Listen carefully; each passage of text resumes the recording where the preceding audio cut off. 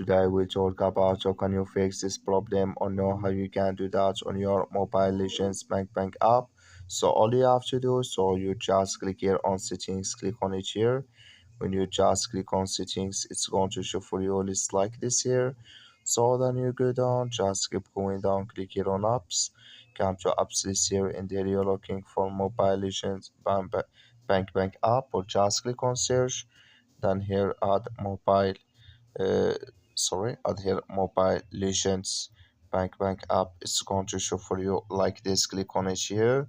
So then it's going to take you to this list. Click on first stop, click on OK. Then you go down, just click on storage, come to storage list here. Just click on clear cache. Then all you have to do, just restart your phone, install it again, then it's going to work with you. That's all you have to do. Thank you for watching. Don't forget to support us by like and subscribe.